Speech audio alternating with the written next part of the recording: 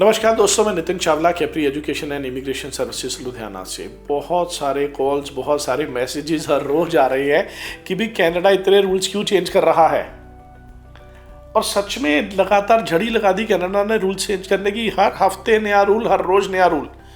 सितंबर 2023 से ये लोग शुरू हुए थे, आज दिसंबर 2024 खत्म होने को आ गया। हर रोज नया रूल निकाल देते हैं कनाडा वाले।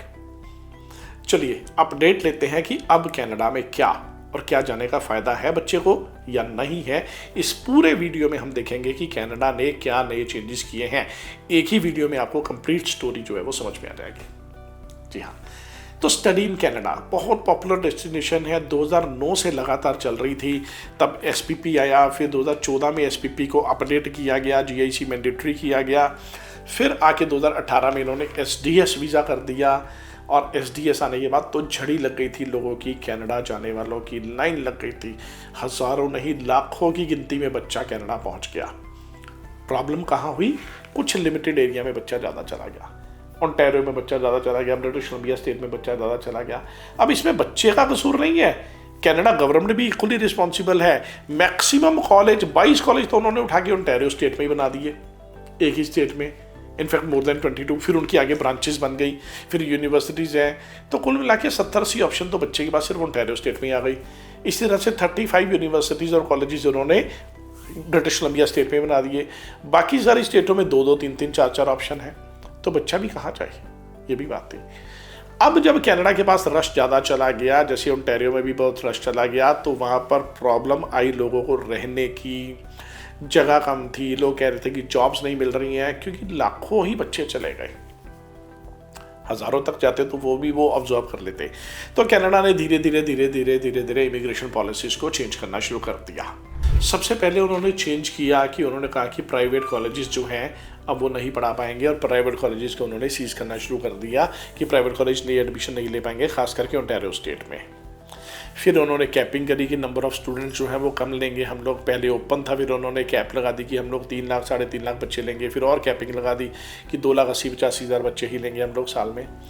इस तरह से अलग अलग रूल चेंज करते करते आज अपडेट किया है जनवरी 2025 से क्या रूल्स हैं ये समझिए।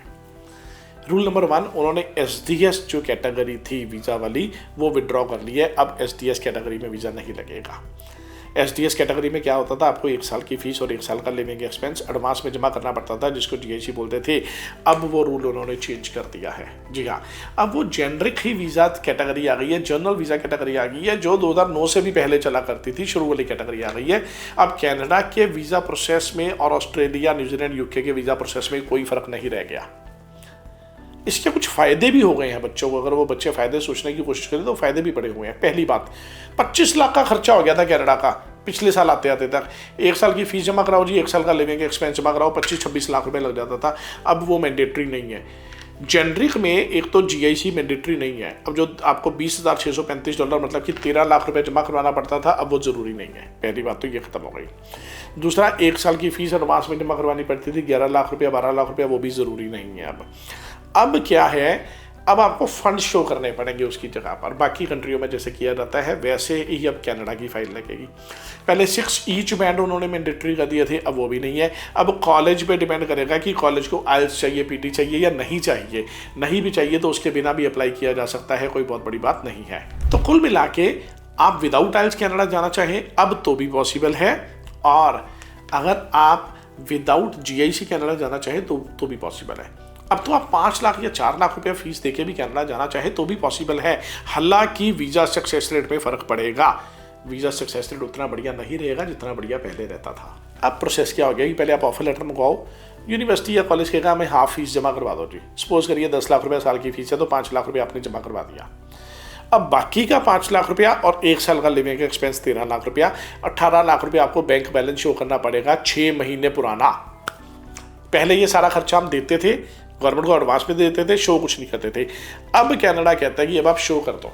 अब 20 लाख रुपए आप अपने बैंक में दिखाइए और 4 या 5 लाख रुपए जो भी फीस है वो जमा करवा दीजिए, और उसके बेस पे आप वीज़ा अप्लाई कर सकते हैं।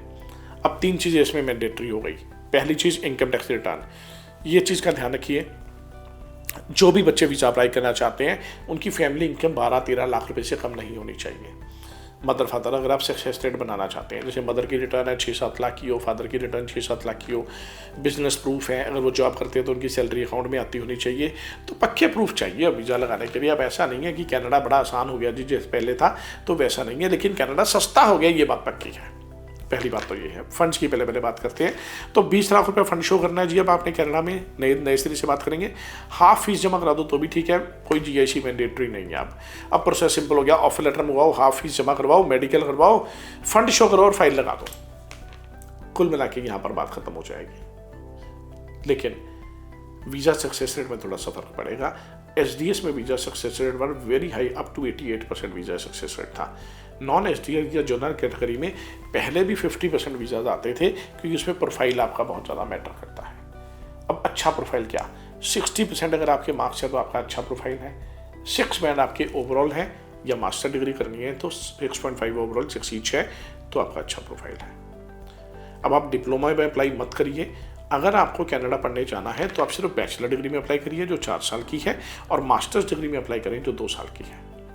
बैचलर डिग्री और मास्टर डिग्री ये दोनों प्रोग्राम स्टेम प्रोग्राम में आने चाहिए, science, technology, engineering and mathematics. अगर आपका प्रोग्राम साइंस, टेक्नोलॉजी, इंजीनियरिंग या मैथमेटिक्स से है तो आपको पोस्ट स्टडी वर्क परमिट मिलेगा।